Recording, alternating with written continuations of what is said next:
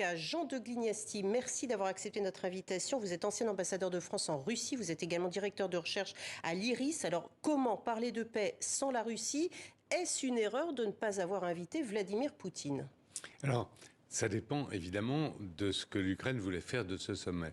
Or, dès le début, l'Ukraine a dit que ce sommet avait pour vocation de consolider la position ukrainienne avant un futur cycle de négociations. Et donc, en fait, ce sommet apparaît non pas tellement comme un sommet de la paix, mais plutôt comme un sommet de renforcement de la position de l'Ukraine dans la perspective d'une négociation. Alors, sur ce plan, évidemment, l'enjeu principal, c'était le nombre de participants. Et le nombre de participants... 90 pays sur 160 invitations lancées. Parmi ces 90 pays, une cinquantaine de chefs d'État. Voilà, alors c'est pas si mal, mais en même temps, ce sont les partisans de l'Ukraine. Donc le Sud global, comme il a été très bien dit par votre correspondant, le Sud global, il va un peu sur la pointe des pieds. Hein. Donc la Chine n'y va pas. Zelensky a même accusé la Chine de faire campagne pour que les gens n'y aillent pas. Le Brésil est simplement observateur.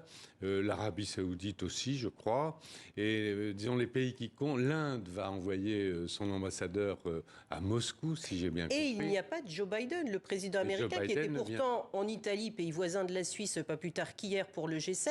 Est-ce que la présence de Kamala Harris, vaut justement celle du président américain, ou faut-il y voir un signal ? Elle ne vaut pas celle du président américain, mais c'est quand même un signe important d'envoyer le numéro 2 américain. Mais encore une fois, on est dans un exercice de renforcement de l'Ukraine, en espérant que le Sud souscrira à ces positions ukrainiennes. C'est pour ça qu'on a, comme il a été excellemment dit, limité l'ordre du jour à des points qui sont non conflictuels. Maintenant, ça peut aussi se retourner contre l'Ukraine. Par exemple, si dans le communiqué commun, il n'y a pas une formule rappelant la nécessité de respecter la souveraineté et l'intégrité territoriale de chaque État, à ce moment-là, ça serait un recul, parce que ça, on l'avait rappelé au G20 et ailleurs. Je ne pense pas d'ailleurs qu'il y ait ce recul-là, mais c'est un enjeu important. Donc en fait...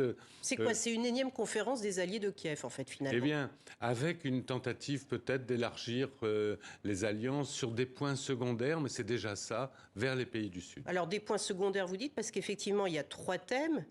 On l'a dit en plateau, vous venez de le répéter. À la base, je crois que Volodymyr Zelensky avait soumis 10 points à l'ordre du jour. Tout à fait. Donc le plan de paix...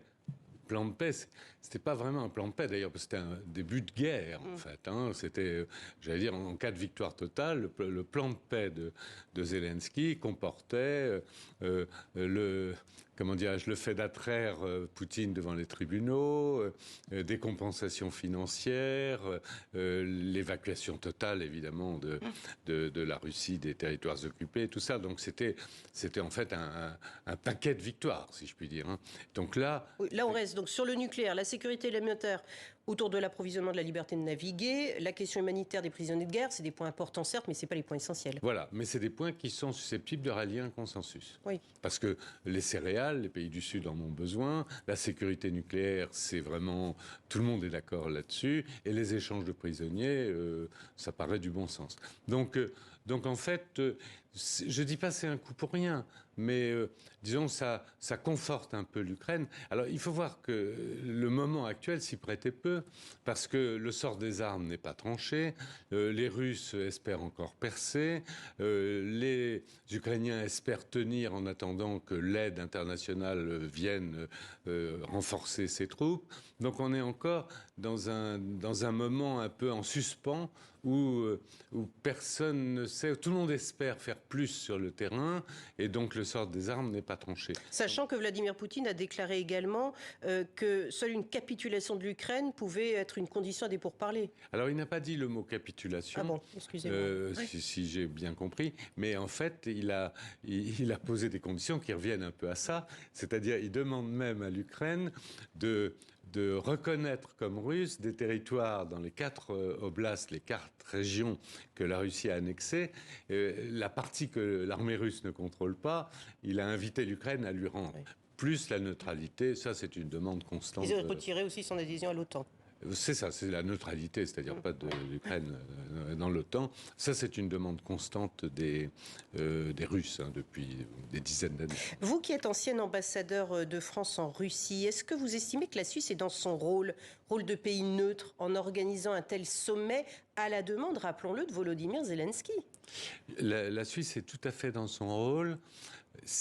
En tout cas, elle l'aurait été pleinement si la Russie avait été présente. Oui, mais de fait, elle ne l'est pas. Donc du coup, est-ce qu'elle prend parti?